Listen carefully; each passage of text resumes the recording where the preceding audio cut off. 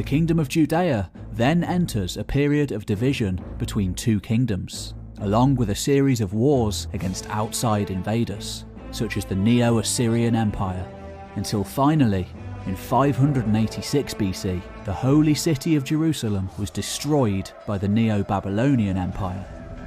The first temple razed to the ground. Thus began the Babylonian exile. Though this was to be relatively short-lived, in 538 BC, a new power arose. Far from the slave masters portrayed in Greek sources, Achaemenid Persia under Cyrus the Great was an especially tolerant empire, allowing the Jews and various other peoples enslaved by their predecessors to return to their homelands. Work soon began on the construction of the Second Temple, along with another 200 years of self-rule. It is during this time that the Old Testament seems to have been mostly written down and, to a certain extent, standardized. In 333 BC, another mighty empire was to arise, dominating and transforming lands from Egypt to Afghanistan, and remaking them in its own image. This, of course, was the empire of Alexander the Great. His arrival brought an end to the time often called the Biblical period, the purest and most uncorrupt phase of Judaism harked back to in future generations. When Alexander died without naming a successor, it sparked off a vicious 20-year civil war between his generals. Finally, by 301 BC, at the Council of the Victors, the surviving claimants agreed to carve up the empire. Judea became part of the territory of Ptolemy, one of Alexander's cavalry commanders, ruling from his stronghold of Egypt. Thus, whether the Jews liked it or not, the Hellenistic age had begun. Many Jews began to speak Greek, which fairly quickly became the language of administration and governance, thus explaining why some of the Dead Sea Scrolls are written in Greek. Greek philosophy and science were introduced all over the Middle East, along with hippodromes, amphitheatres and gymnasiums, and a mixture of Greek ideas, traditions and culture mixed with native Jewish ones.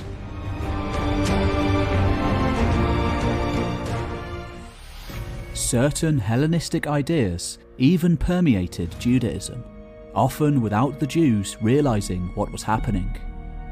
For example, the Bible was translated into Greek, and in time, ambitious dynasts who wanted to get ahead began to resemble Greek princes. It's likely that at this time, sects such as the Sons of Light began to form, as a direct opposition to the new way of life sweeping over the region. 13 rulers named Ptolemy ruled Egypt from 330 to 30 BC. And at least 7 of their sisters, named Cleopatra, married them, the most famous of all being the sister wife of the 13th, who eventually married the Roman politician Mark Antony. Until around 200 BC, Ptolemaic rule extended north into Judea. Just 2 years later, however, another empire went on the warpath. The Seleucids, ruled by the descendants of another of Alexander's generals, Seleucus. They'd already ruled all of Mesopotamia and Syria since the death of Alexander, meaning many Jews had been under their rule for over a century. Life under the Seleucid emperors Antiochus III and Seleucus IV continued largely as it had before, with total religious freedom being allowed. Under Antiochus IV, however, everything was to change.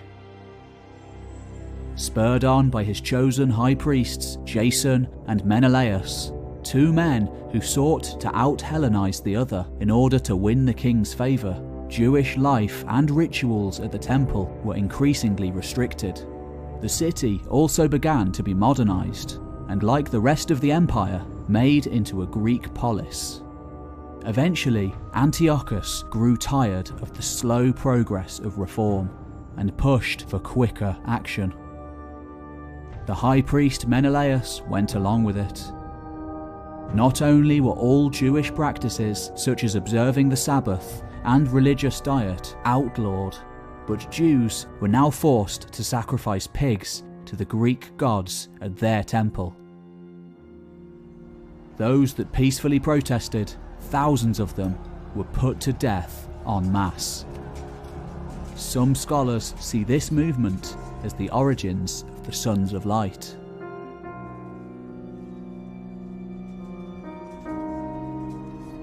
Finally, a wide-scale military rebellion broke out, led by a priestly family known as the Maccabees, who began a guerrilla war against Seleucid rule. Mattathias was the leader of the family, but it was his son, Judah, nicknamed Maccabee, meaning the hammer, who, against all the odds, won the war. The kingdom was finally independent once again, and afterwards Judah the Maccabee ruled over it as king in all but name. For, according to long-held tradition, Jewish kings had to stem from the family of David. Judah's two brothers, Jonathan and Simon, ruled after him, and the nickname Maccabee also followed them. Eventually, their dynasty would become known as the Hasmoneans, after their ancestor Hasmonai.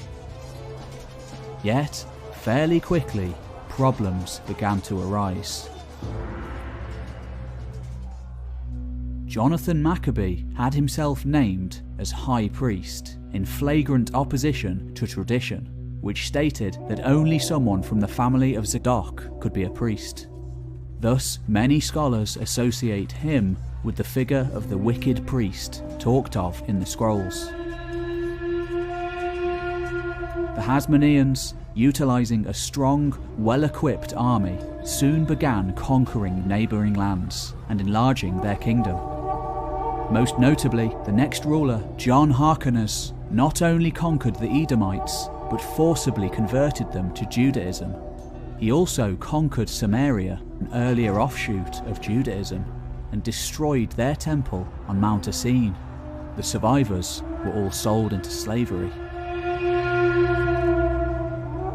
From Aristobulus I onwards, the Hasmoneans went even further, using the title of king as well as high priest, upsetting religious groups even more. In order to pursue diplomatic ties with the surrounding Hellenistic powers, the Hasmoneans also more and more began to style themselves as Hellenistic monarchs. The next king to rule was arguably the most brutal of the bunch, and he even adopted a completely Greek name, Alexander Jannaeus.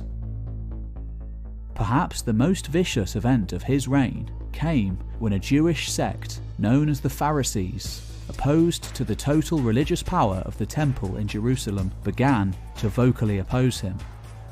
According to contemporary sources, he had all of them, perhaps 800 in all, publicly crucified in the centre of the city, but not before their wives and children were murdered before them.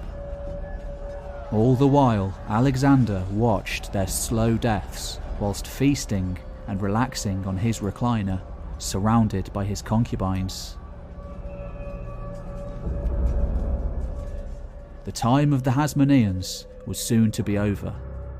A reckoning was on the way.